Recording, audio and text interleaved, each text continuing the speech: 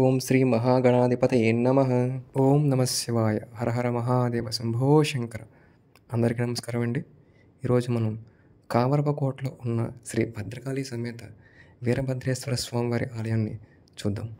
ఈ ఆలయం ఏలూరు నుంచి 40 కిలోమీటర్ల దూరంలో ఉంటుంది. జంగారెడ్డిగూడెం నుంచి ఈ ఆలయానికి 17 కిలోమీటర్ల దూరంలో మాత్రమే ఉంటుంది.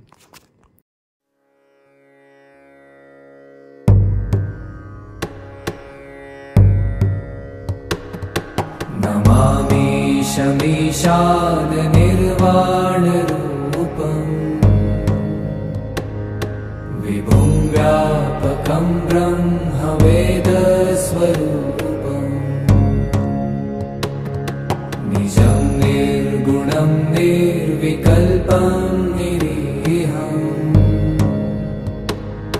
चिदाकाशमाकाशवासं भजेऽहम्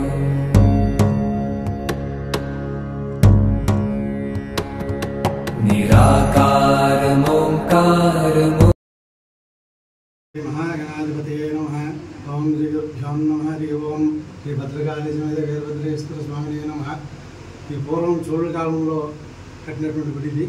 ఇక్కడ ఉన్న శిలాశాసనాల ప్రకారం ఇది 11వ శతాబ్దంలో ముద్రించబడింది. రాసి ఉంది దాని మీద. ఇది కూడా అక్కడ ఏంటంటే ఇక్కడ ప్రత్యేకత ఏంటంటే అభిషేకం చేసిన తర్వాత స్వామివారి సరస్సు మీద మారేడు బతికించారు.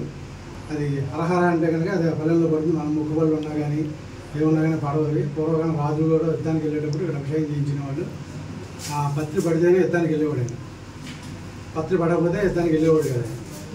అది జరిగితే పత్రి పడి వెళ్తే మాత్రం అంతా కూడా జయం జరిగేవాడి. అప్పటి నుంచి కూడా కంటిన్యూషన్గా జరుగుతుంది ఇది. మా వంశీకులు పూర్వీకులు 18 తరాల నుంచి ఇక్కడ చేస్తున్నాం అర్చకత్వం. అంతకుముందు ఎవరు చేశారని మనకు తెలియదు. పూర్వం దీనికి అప్పారావుపేట అనే పేరు ఉంది. చివరిలో కామారెడ్డి అనే ఆయన పరిపాలించడం వల్ల దీనికి కామరపకోట అని పేరు వచ్చింది. అప్పటి నుంచి కూడా 18 తరాల నుంచి కూడా మా వాళ్ళు చేస్తున్నారు. ఇక్కడ మాఘ చతుర్దశి పౌర్ణమి రోజున కళ్యాణం జరుగుతుంది. ఇక్కడ ఏకాదశి ప్రారంభమై పౌర్ణమి రోజున కళ్యాణం జరుగుతుంది. ఇక్కడ 15 రోజుల తర్వాత తాడువేళ జరుగుతుంది.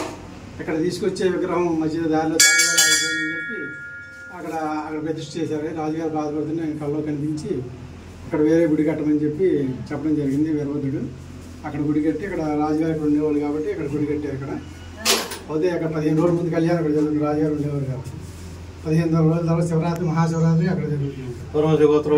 అభిషేకాలు కూడా బయట అభిషేకాలు జరుగుతూ ఉంటాయి. ఇక్కడ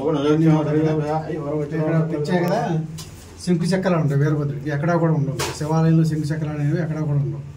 ఇక్కడ ధనుర్మాసం కూడా ఉత్సవాలు చేస్తూ ఉంటారు. అలాగే స్వామివారికి ఎడం పక్కన శంకు, కుడి పక్కన చక్రం ఉంటాయి.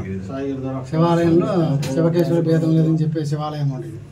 అలాగే మెడలో కపాలమాల, వీళ్ళు 5 దశభుజాలతో ఉంటాడు స్వామి. అలాగే భద్రకాళి అమ్మవారు పక్కన భద్రకాళి అమ్మవారు చతుర్భుజాలతో ఉంటుంది. అమ్మవారు విగ్రహం భిన్నం అవడం వల్ల మనం కొత్త విగ్రహం తెప్పించి పెట్టేది. పాత విగ్రహం బయట ప్రతిష్ఠ రోజు అక్కడ కూడా పూజలు చేస్తూ ఉంటారు. అది కొంచెం అరిగిపోవడం వల్ల కొత్త విగ్రహం ప్రతిష్ఠ చేశారు. అమ్మవారు అమ్మవారి విగ్రహం ఉండేది. పూర్వం అందరూ కూడా బలులో ఇచ్చేవారంట. తర్వాత రాజులు శివాలయం కట్టించాలని వీరభద్రుడు కళ్ళలో కనిపించి చెప్తే తీసుకొచ్చి ప్రతిష్ఠ చేశారు. అమ్మవారి భద్రకాళి దేవి గాను వీరభద్ర స్వామిగా ప్రతిష్ఠ చేశారు. యంత్రాలుగా ప్రతిష్ఠ చేసి అప్పటి నుంచి కూడా బళ్ళన్నీ ఆఫ్ చేసి పూజలు అభిషేకాలు అన్నీ చేసుకునేవారు. అప్పటి నుంచి అలా జరుగుతూ వస్తున్నారు.